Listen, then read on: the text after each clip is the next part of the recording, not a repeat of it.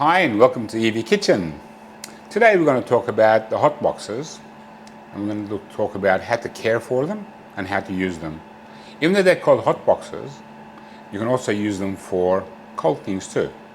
It's a very heavy polished styrene which will allow you to keep food at a set temperature for up to 3 hours. And also, don't forget to subscribe. It's very important that you subscribe because we need lots and lots of viewers. Okay, let's talk about the hot boxes. The hot box, there's two kinds of hot boxes. We're going to do the vertical one today, which basically takes a single gastronome pan.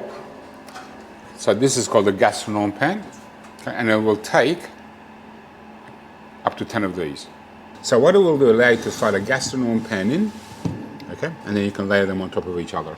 And once you've layered up the hot box, all you simply do is close it and clip it shut. Once you've clipped it shut, you'll notice that if you're using it as a hot box, you'll see some steam escaping from the sides up here. That's okay. Okay, if it didn't allow the steam to escape, the box would eventually blow up. Once you put the food in there, every time you open the door, you are going to release heat, which means that your 3 hours will start disappearing very quickly. So once the food is in there, only open it when you absolutely have to and when you're ready for service. And it's as simple as being careful when you open it when it's hot, making sure that we stand back from the door once we open it, and that's it. And that's how easy it is to use it. Okay, cleaning out the inside of the hot box, okay, it must be done thoroughly. You can imagine when the steam is going in through and it starts sticking to the walls, okay, if it's not cleaned properly, we will get a lot of germination. Once we start getting germination, okay, it becomes very unhealthy and unsanitary, and it can also become unserviceable. So to clean it, it must be cleaned out with detergent, soapy water and detergent, and then it needs to be sanitized. Once it's been cleaned out with soapy water and detergent, you can either do it outside or you can do it inside with the pressure hoses that we have in the kitchen, in the galley area, okay, or we can just hand wash it out.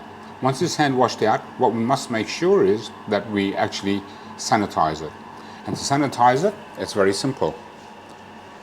In my magic box here, you can't see this, but guess what? I have one sanitizer. Okay, so what we do, we're going to sanitize it. And to sanitize it, it's very simple. All we simply do is to sanitize it. It does need a lot of spray. We just spray that very, very lightly. But what we must make sure is that when we're sanitizing that, we get into every one of those grooves. Okay, that must be done properly. Otherwise, they will harbor bacteria. Okay, so we must make sure that all these grooves are being wiped out properly. It takes a little bit of time, but it's important so that when other people use it, we don't have any problems of food being contaminated, number one, and of course out of that, making sure that people don't get sick. Okay, so that's the hot box. Okay, that's the vertical one. Once it's been sanitized, okay, and it's ready to be stored away, make sure that we store it back into the dry store and make sure that the door is left open so that air gets to it all the time. Thanks for watching, and don't forget, okay, don't leave the kitchen the way you found it, leave the kitchen the way you'd like to find it. Thank you.